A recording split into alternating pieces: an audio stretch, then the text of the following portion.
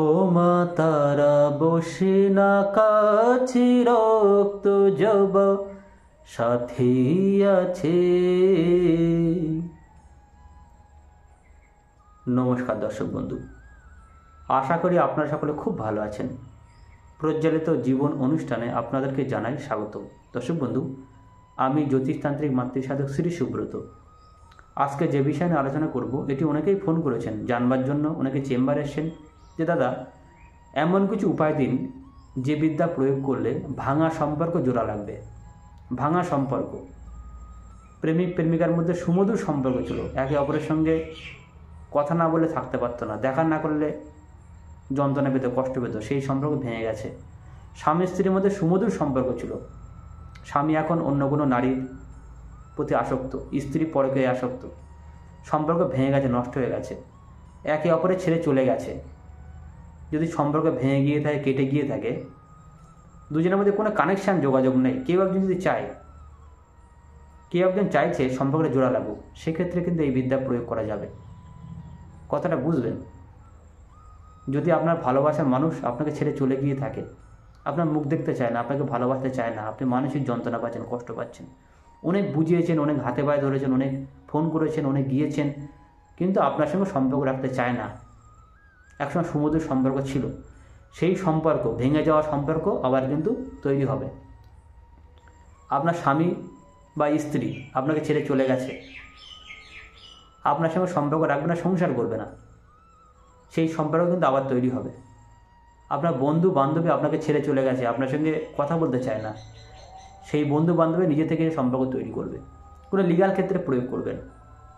যে সম্পর্কগুলো ভেঙে গেছে, নষ্ট হয়ে গেছে, আপনি চাইছেন আপনার ভালোবাসার সম্পর্ক আবার যেন ফিরে আসে, সেই ক্ষেত্রে প্রয়োগ করুন। যদি কোথাও বুঝতে অসুবিধা হয় সরাসরি আমাকে ফোন করবেন, কারণ একটা ভিডিওতে হয়তো অনেকে বুঝতে পারে না, বিস্তারিত কোথাও মিস হয়ে যায়। যদি বুঝতে অসুবিধায় ফোন করে নেবেন। দর্শক বন্ধু, এখনও যারা প্রজ্বলিত পরিবারের সদস্য নেই, তারা তো নিচে লাল রঙের সাবস্ক্রাইব বাটনে প্রেস করে দিন ও পাশে থাকা বেল আইকনে প্রেস করে দিয়ে আমাদের পরিবারের সদস্য হয়ে যান। কী করতে হবে? যাকে সারা জীবনের মধ্যে ফিরিয়ে আনতে চাইছেন, সম্পর্ক আবার তার কাছে আনতে চাইছেন, যাকে কাছে পেতে চাইছেন, কী করতে হবে? তার একখানি বস্ত্র আপনাকে সংগ্রহ করতে হবে। সে কী করে করবেন আপনি বুঝে নিন। আপনি চুরি করে আনতে পারেন বা কাউকে দিয়ে আনতে পারেন। আস্ত বস্ত্র, গোটা, তার শাড়ি হতে পারে, তার জামা হতে পারে, যে কোনো তার ব্যবহার করা যে কোনো পোশাক আপনি নিজে সংগ্রহ করে আনবেন, চুরি করে আনবেন, অথবা অন্য কাউকে দিয়ে কালেক্ট করাবেন। যে কোনো পোশাক হলেই হবে তার। যে কোনো দিন পোশাকটা আপনি সংগ্রহ করতে পারেন, কিন্তু কাজটা শুরু করতে হবে শনিবার অথবা মঙ্গলবার থেকে। পরপর 7 দিনের প্রয়োগ। সিম্পল ব্যাপার, সিম্পল প্রয়োগ। এর জন্যে আপনাকে কোনো জ্যোতিষ তান্ত্রিকা ছোটাছুটি করতে হবে না, হাজার হাজার টাকা খরচ করতে হবে না। শুধু মনে বিশ্বাস, ভক্তি, ভালোবাসা নিয়ে কাজটা করতে হবে। আপনি তার বস্ত্রটা সংগ্রহ করে আনলেন। এবার আপনাকে জোগাড় করতে হবে কাম সিঁদুর, মধু, চন্দন ও গোরচনা, গোরচন যেটাকে বলা হয়। এই 4টে সামগ্রী আপনি দশকোনা ভাণ্ডার থেকে কিনে আনবেন। আপনি যে কোনো শনিবার অথবা মঙ্গলবার থেকে কাজটা শুরু করবেন। পরপর কিন্তু 7 দিন করতে হয় প্রয়োগটি। কী করতে হবে? যে কাপড়ের টুকরো আপনি নিয়েছেন তার থেকে সামান্য আপনি কেটে নেবেন, সামান্য, যত সামান্য। সেটাকে কাম সিঁদুর মাখাবেন, মধু মাখাবেন, চন্দন মাখাবেন, অল্প করে গোরচনা মাখাবেন। ব্যাস, কাপড়টাই মাখালেন। মাখিয়ে ওটাকে পান পাতার ওপর নিতে হয়। পান পাতা, নিখুঁত দেখে পান পাতা নেবেন, চকচকে দেখে। পান পাতার যে চকচকে দিকটায় তার উপর রাখবেন। একটি মন্ত্র বলছি, মন্ত্রটা এটা লিখে নিন। ওম বশঙ্কুরু অমুকম, তার নাম, সর্বসত্তান বশীকরণয় হ্রিং ফট সহা। এই মন্ত্রটায় 21 বার করে জপ করবেন, পান পাতার উপর রেখে কোনো প্রবাহিত জলে, নদী অথবা গঙ্গা। এই কাজটা নদী অথবা গঙ্গায় করতে হবে। সকালের দিকে চলে যান, সকাল 10টার মধ্যে কাজটা করতে হবে। শনিবার মঙ্গলবার থেকে শুরু করতে পারেন, শনিবার হলে রবিবার, সোমবার, মঙ্গলবার, পরপর 7 দিন করতে হবে। বেলা 10টার আগে আপনি নদীতে গিয়ে ভাসিয়ে দিয়ে আসবেন এই মন্ত্রটা 21 বার জপ করে। যদি বুঝতে অসুবিধা হয়, মন্ত্রটা হয়তো আপনার বুঝতে অসুবিধা হলো, ফোন করে নেবেন। তবুও একবার বলে দিচ্ছি, ওম বশঙ্কুরু অমুকম, তার নাম, টাইটেল সহ। এক্ষেত্রে ডাক নাম নিলেও হবে। সর্বসত্তান বশীকরণয় হ্রিং ফট সহা। 21 বার করে জপ করবেন, পান পাতার উপর রেখে ভাসিয়ে দিলেন। প্রথম দিন হয়ে গেল।